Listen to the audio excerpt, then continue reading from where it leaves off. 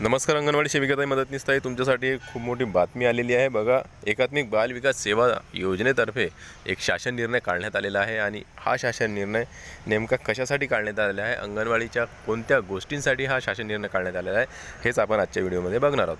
तर नमस्कार, मी देवानंद गवांदे स्वागत करतो आपल्या लाडक्या यूट्यूब चॅनलमध्ये, ज्याचं नाव आहे टेक्निकल मराठाजी.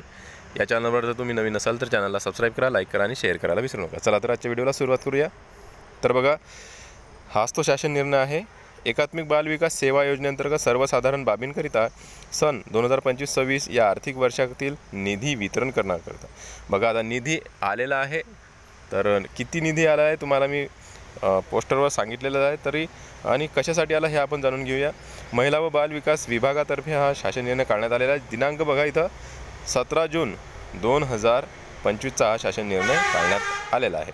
तर शासन निर्णय बघा, एकात्मिक बाल विकास सेवा योजना अंतर्गत सर्वसाधारण बाबींच्या खर्चांकरिता सन 2025-26 या आर्थिक वर्षातील खालील विवरणपत्रातील रकाना क्रमांक 2 मधील प्रधान लेखाशीर्ष उपशीर्ष उद्दिष्टांमध्ये रकाना क्रमांक 3 येथे नमूद अर्थसंकल्पित तरतुदीमधून रकाना क्रमांक 5 मध्ये दर्शवल्यानुसार एकूण रुपये 20,65,00,000 एवढा निधी आयुक्त एकात्मिक बाल विकास सेवा योजना यांना वितरित करण्यास मान्यता देण्यात येत आहे.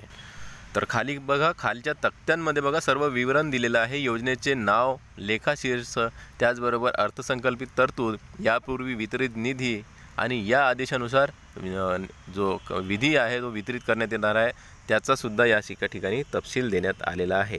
तर आपण स्टेप बाय स्टेप बघून घेऊया नेमकं कोणकोणत्या कार्यासाठी किती किती निधी उपलब्ध झालेला आहे. बघा, अतिकालीन भत्ता आहे, दूरध्वनी, वीज व पाणी शुल्क आहे, देशांतर्गत प्रवास खर्च आहे, कार्यालयीन खर्च आहे, त्याचबरोबर भाडेपट्टी व कर याचा जो खर्च आहे. तर या सर्वांचा जो खर्च आहे याआधी याचा जो निधी आहे उपलब्ध झालेला आहे.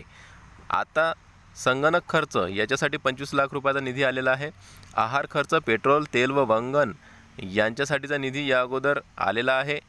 तर जाहिरात प्रसिद्धी यासाठी 15 लाख रुपयांचा जो निधी आहे तो आलेला आहे. त्याचबरोबर सहाय्यक अनुदाने वेतन तर यासाठी 25 लाख रुपयांचा निधी आलेला आहे. एकूण 65 लाख रुपये यासाठी आलेले आहेत. आता बघा खाली, महाराष्ट्र जिल्हा परिषद व पंचायत समिती अधिनियम 1961 यांच्या कलम 123 व 261 अन्वये एकात्मिक बाल विकास सेवा योजनेअंतर्गत अंगणवाडी सेवेसाठी जिल्हा परिषदांना आस्थापना अनुदान, स्थानिक क्षेत्र, अतिरिक्त राज्य हिस्सा 100% हा उपलब्ध झालेला आहे. तर आस्थापना अनुदान जे आहे यासाठी बघा, सहाय्यक अनुदाने वेतनेतर 200 कोटी रुपयांचा निधी आलेला आहे व एकूण हे झालेले आहेत 200,65,00,000 रुपये. तर एवढा निधी हा जो सार्वजनिक बाबी आहेत यांसाठी उपलब्ध झालेला आहे. तर व्हिडिओ आवडल्यास लाईक करा. व्हिडिओ पुन्हा नवीन एका व्हिडिओमध्ये. तोपर्यंत जय महाराष्ट्र.